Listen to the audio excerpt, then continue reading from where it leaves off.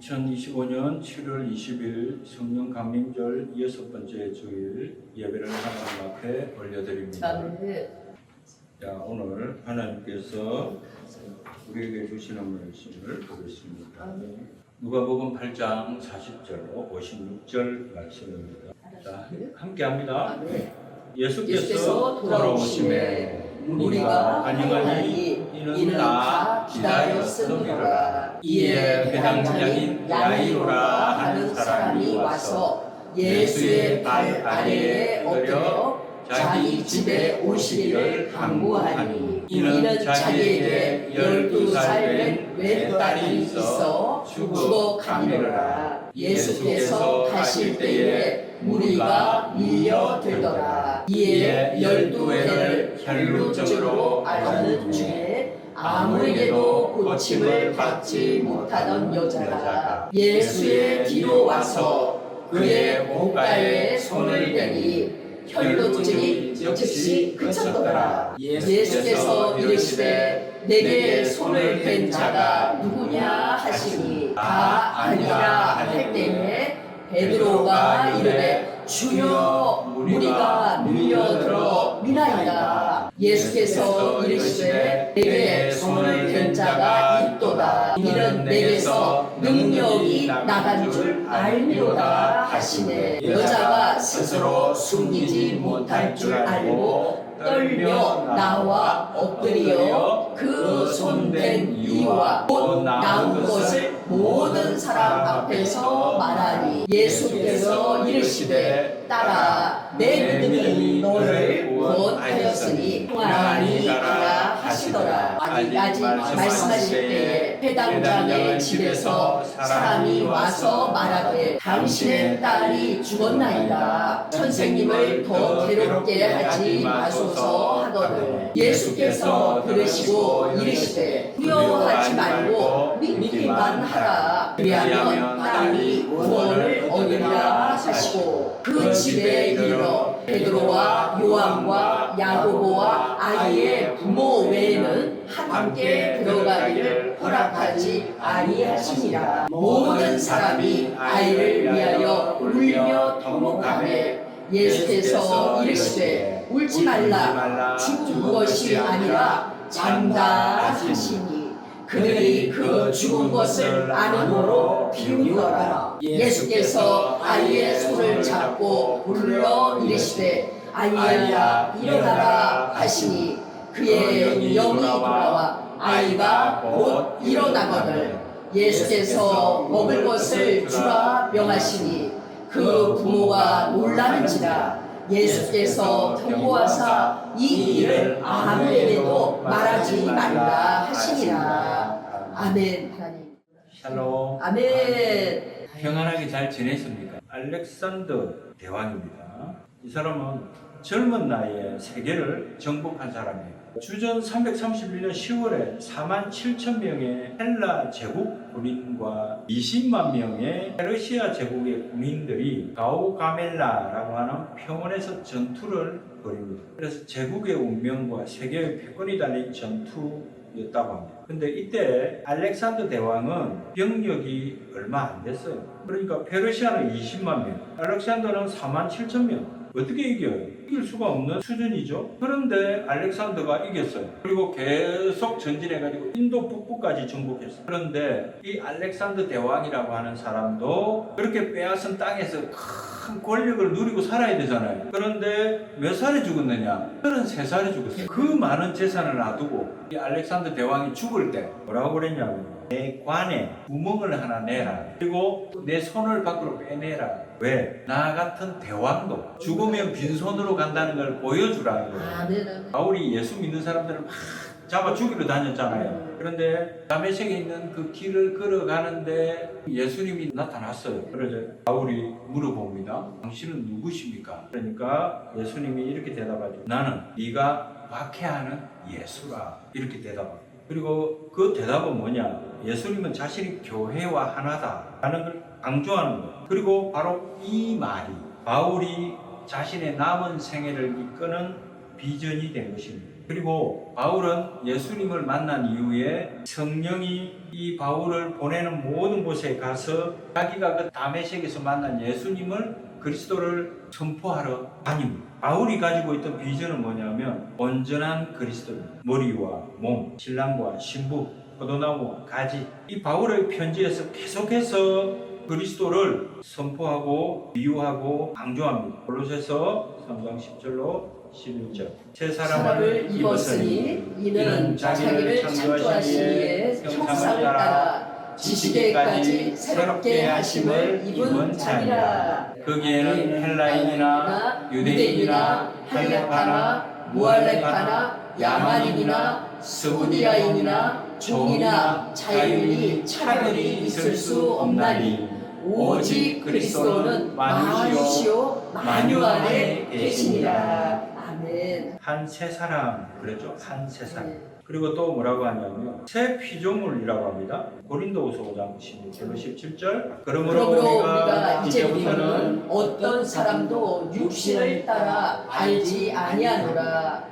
비록 우리가 그리스도도 육신을 따라 알았으나 이제부터는 그같이 알지 아니하노라. 그런즉 누구든지 그리스도 안에 있으면 새로운 피조물이라. 이전 것은 지나갔으니 보라 새 것이 되었도다. 아멘. 그리고 또 새 예루살렘이라고 합니다.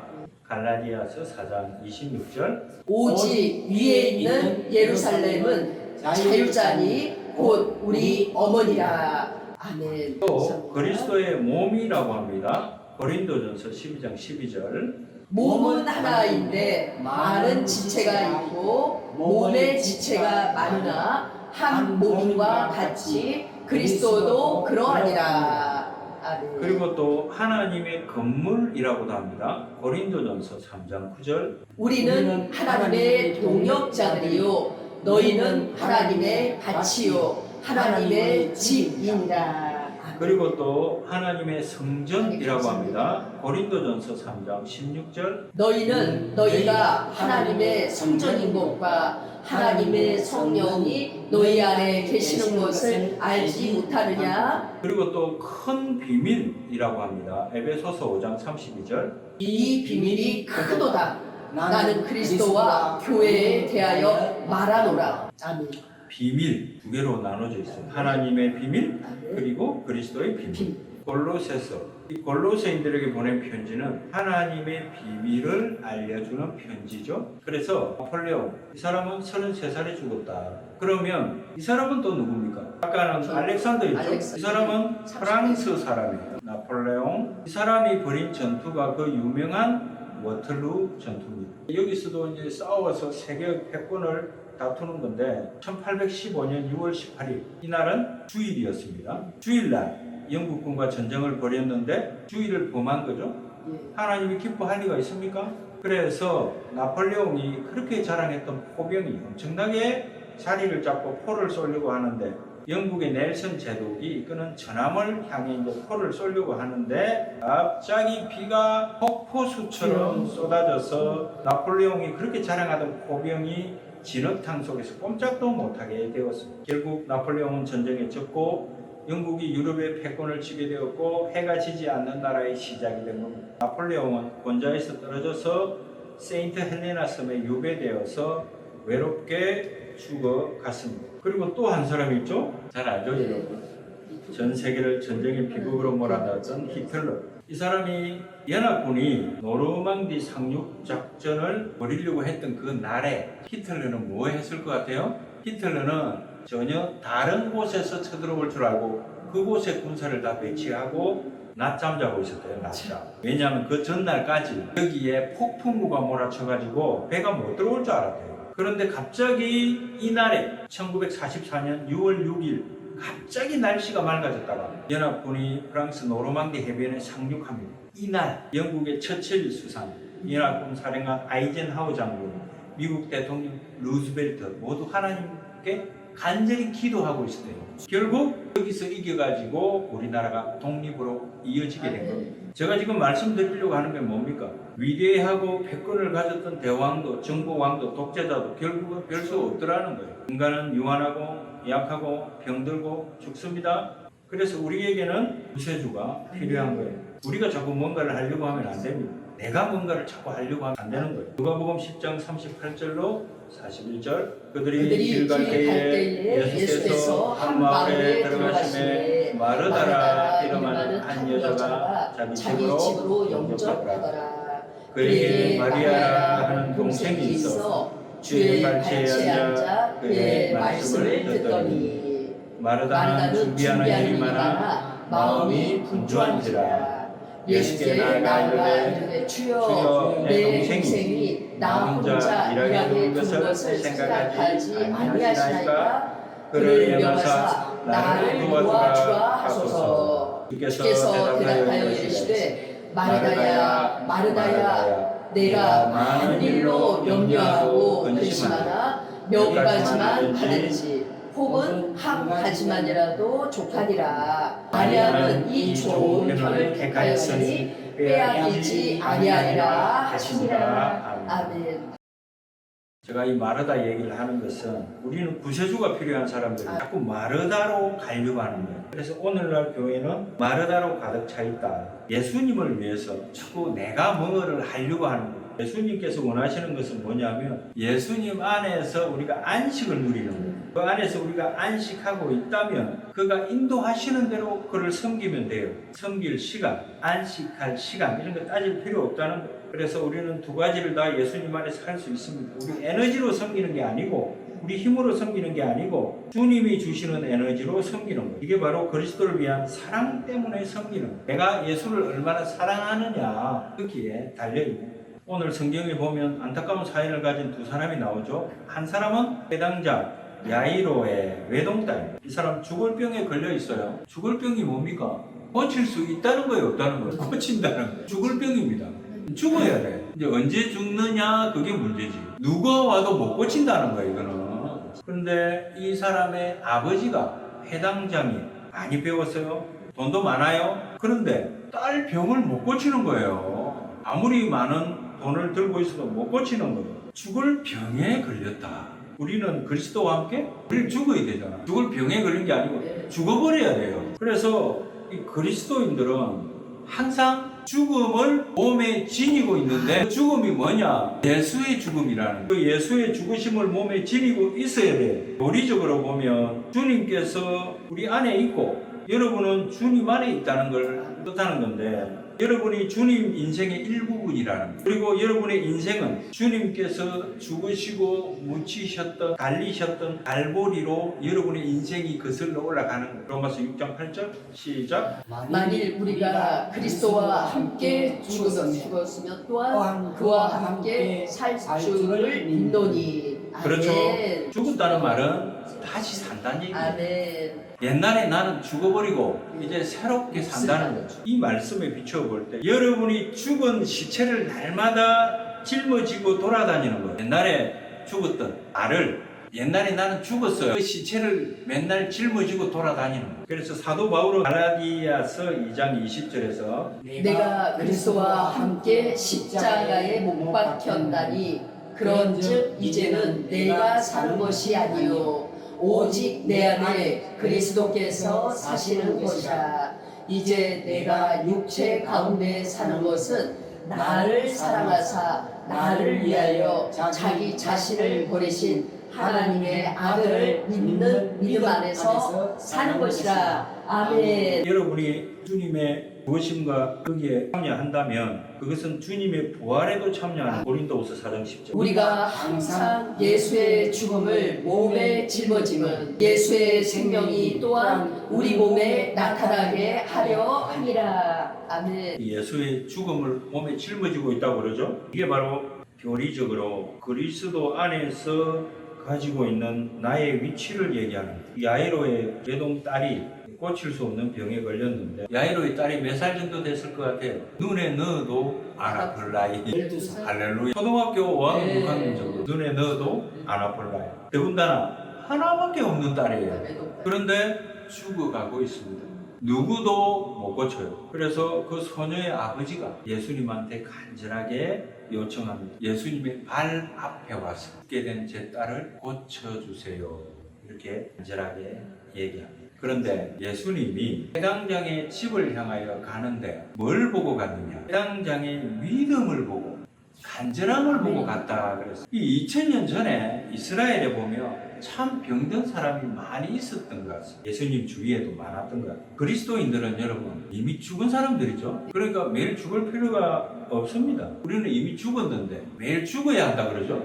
왜 그러냐면 아직도 우리는 이 육신의 껍데기를 입고 있잖아요. 죽었으면 이제 다 사라져 버려야 되는데 이 살덩어리를 입고 있는 거예요. 아직도 이 육을 입고 있잖아요. 이 살덩어리를 입고 있잖아요.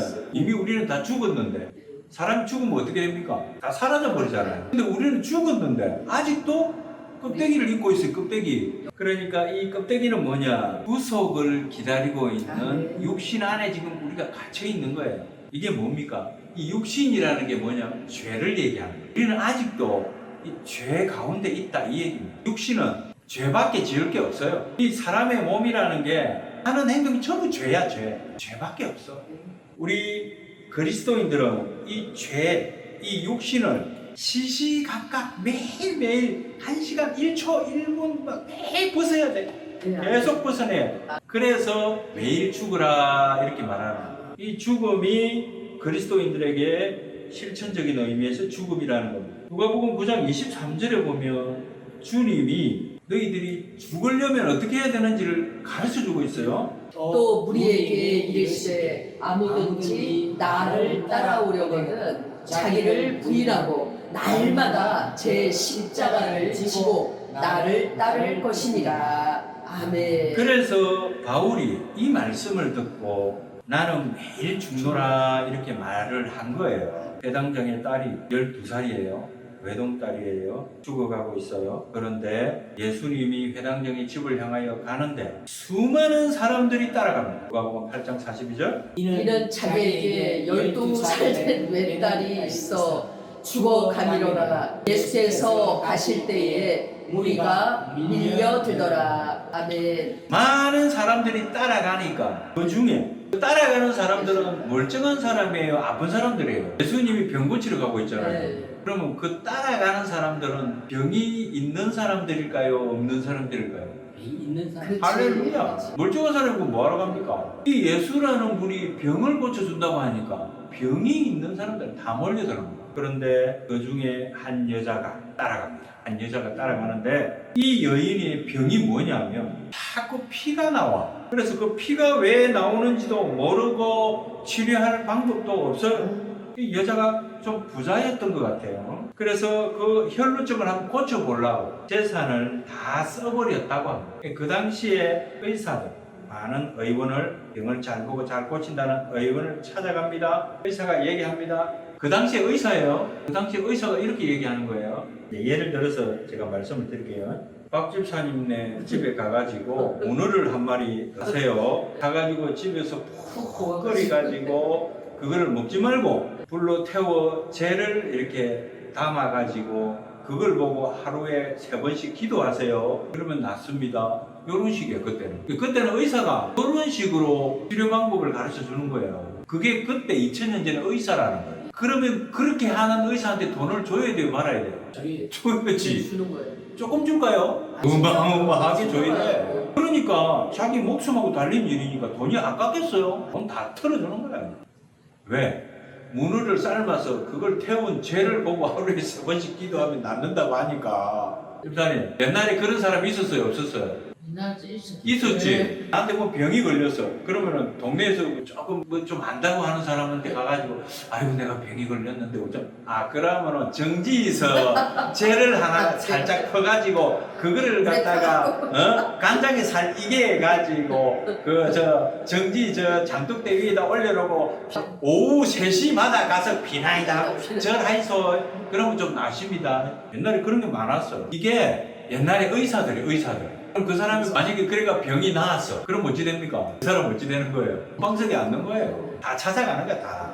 자, 그런데 의사를 찾아갔는데 그렇게 진단을 하니까 이게 병이 더 자꾸 피가 계속 나와. 어떻게 할 수가 없어요. 그래서 이 여인은 이제 죽을 날만 기다리고 앉아 있는데 예수라는 사람이 와서 병 고친다는 소문을 딱 듣고 이 사람한테 온 거야. 와가지고 막 그 다 따라가니까 자기도 막 따라가면서 예수님 옷을 탁 잡아. 예수님 옷을 딱 잡았어. 왜? 이 사람 옷이라도 잡아야 되겠다. 그래서 옷자락을 잡았다. 예수님의 옷자락을 잡은 여인에게는 믿음이 있었어요, 없었어요? 있었지. 왜? 예수님의 이 병이 나도 말을 안 들어도 옷자락만 잡아도 나는 낫겠지 하는 믿음이 있으니까 옷자락을 잡았을 거 아니에요. 어떤 사람이 어떤 집에서 병을 고쳤어요. 그러면 나한테 병이 있어. 그럼 내가 그 사람한테 꼭 안 가도 그 사람 집에 마당에 있는 흙이라도 조금 퍼와가지고 우리 집에 갖다 놓으면 훨씬 낫겠지. 그런 생각 안 합니까? 하겠죠. 그 집에 있는 꽃이라도. 맹렬한 믿음이에요. 옷자락만 만져도 병이 낫겠다. 믿음이 있었겠죠. 그런데 웬일입니까?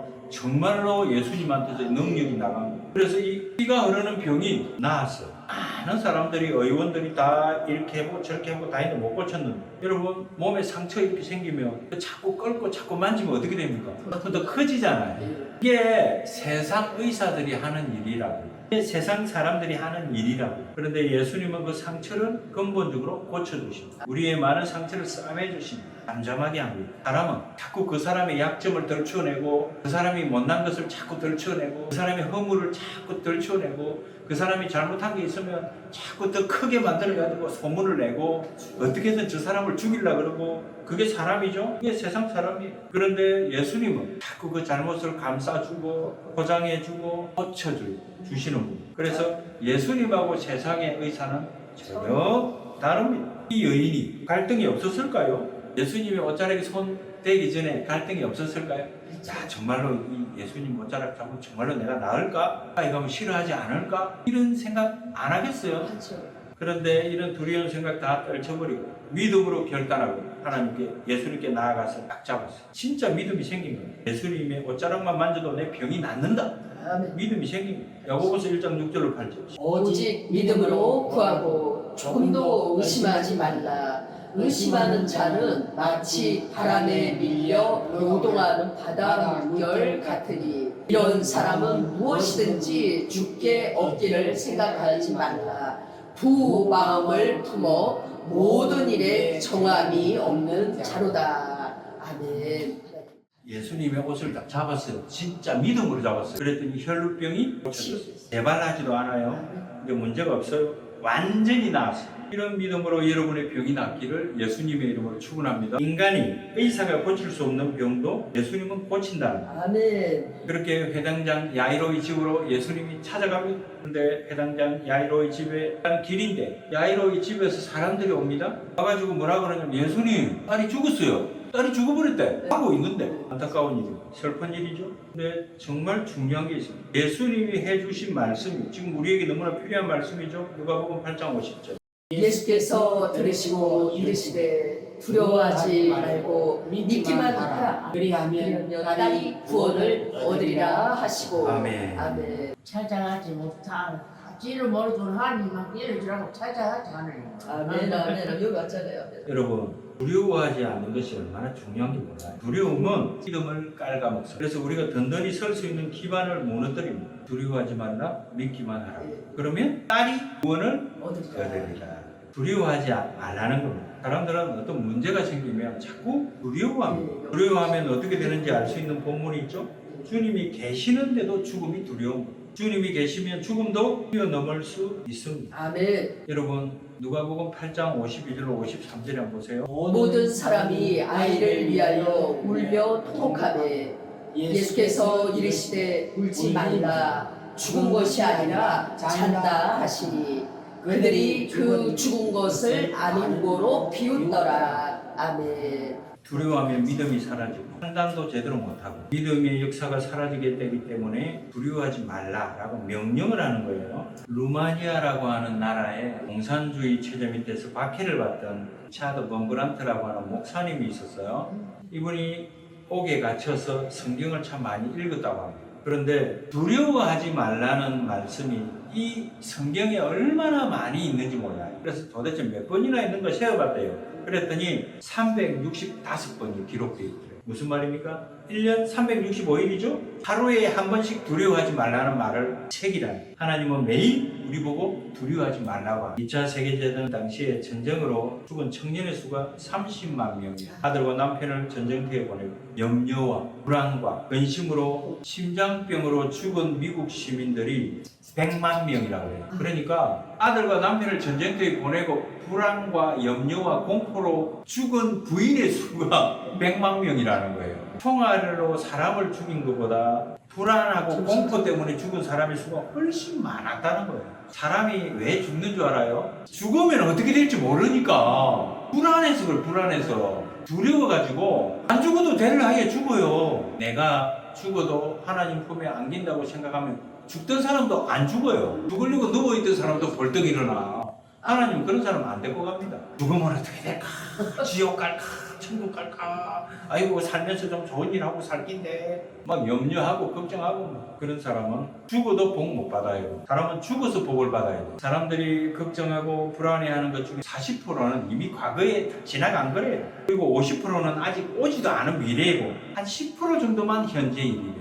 이게 노만 빈센트 필 박사라는 사람이 말한 거예요. 우리가 염려하고 걱정하고 두려워하는 일들은 모두 다 과거의 일이거나 앞으로 오지 않은 일에 대해서 염려하고 있다는 거예요. 아이고야 내가 병에 걸리면 못잖아. 병에 걸리지도 않았는데 막 불안해가지고 막 약 먹고 비타민 먹고 막 온갖 운동한다고 막 다니고. 운동한다고 병에 안 걸릴 것 같으면 운동선수들은 그럼 뭐 한 1000살 정도 살겠네. 운동한다고 병에 안 걸리는 게 아니에요.